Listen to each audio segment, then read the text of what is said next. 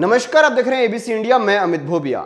दोस्तों, आज हम एक ऐसी खेती के बारे में बात करेंगे जिस खेती को करने वाले किसान से 26 नवंबर 2016 को प्रधानमंत्री नरेंद्र मोदी ने बात की थी, यानी कि भारत भूषण से प्रधानमंत्री ने बात की थी।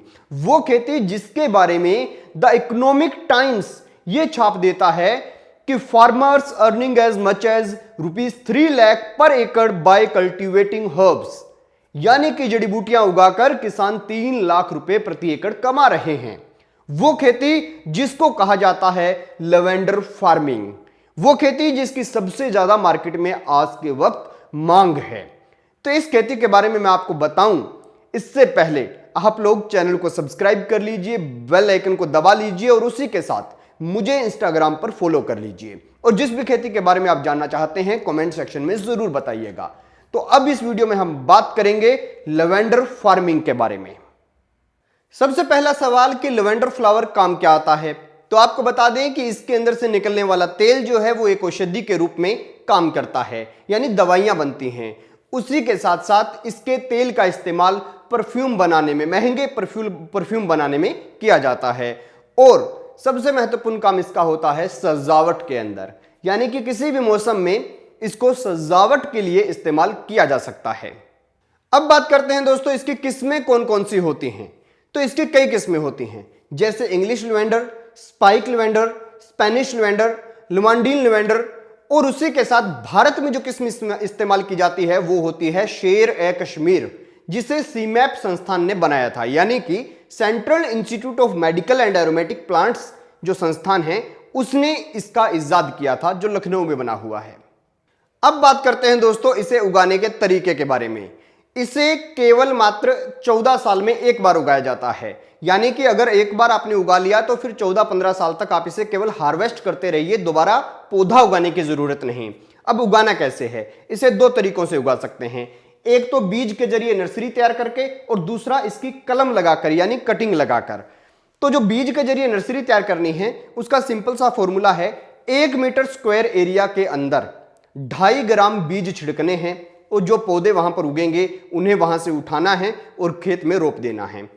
अब रही बात कलम से अगर लगाते हैं, तो अगर आप कलम से लगाते हैं तो आपको क्या करना है, इसकी कलमों को लेना है, फरवरी मार्च के महीने में उन्हें लगा देना है।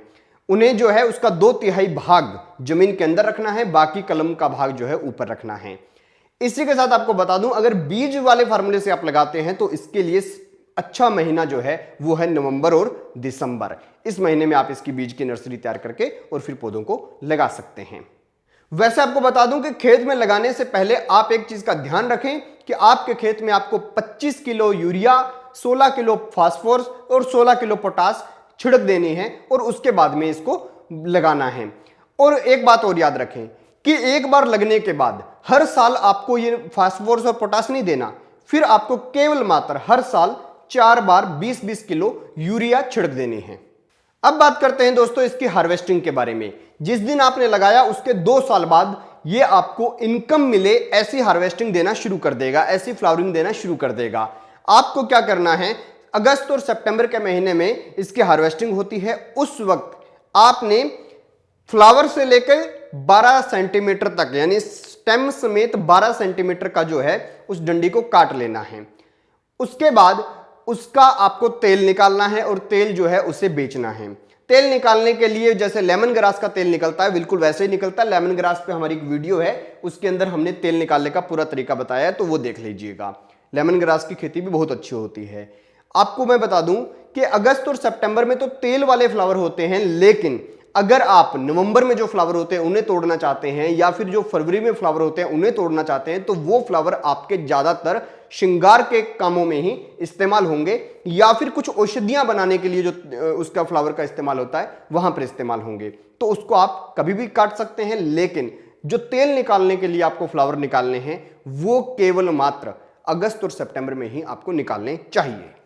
अब बात करते हैं दोस्तों इसे उगाने का सही इलाका कौन सा है। तो इसे उगाने के लिए सबसे सही इलाका वो इलाका है जहां पर ढलान वाली जमीनें हैं, जहां पर पानी कम बरसता है, जहां पर ठंडी होती है लेकिन ज्यादा टेम्परेचर वाली गर्मी नहीं होती। समर भी वहां पर जो गर्मियां भी आती हैं तो वो समर कूल के नाम से जानी जाती हों, यानी कि पहाड़ी इलाके की बंजर जमीनें जो हैं, चूने वाली जमीनें जो हैं, वहां पर इसकी खेती सबसे ज्यादा अच्छी होती है और सबसे बढ़िया होती है, क्योंकि इसके खेत में पानी अगर रुकता है तो यह फसल नहीं होगी।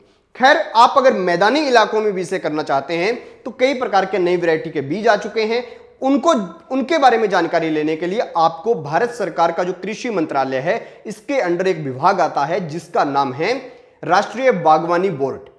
आपको वहां पर बात करनी चाहिए और उसी के साथ central institute of medical and aromatic plants जो इंस्टीट्यूट है वहां पर बात करनी चाहिए और उसके बाद इसकी खेती करनी चाहिए। अगर वो रिकमेंड करते हैं कि हाँ आपकी जमीन में हो सकता है, आपकी जमीन के सैंपल उनको भेजिए, जमीन के मिट्टी वगैरह चेक करवाइए, पूरा एरिया का टेम्परेचर देखिए और उसके बाद उनसे बात करके आप इसकी खेती कर सकते हैं। खैर दोस्तों, आपको कई प्रकार की यहां पर वीडियो दिखाई दे रही होंगी। हमारे खेत की झींगा मछली की जो फार्मिंग हमने हार्वेस्टिंग जो की थी उसकी वीडियो भी आपको दिखाई दे रही होगी, काफी प्रॉफिटेबल था, तो वो भी आप देख सकते हैं। देखते रहिए एबीसी इंडिया।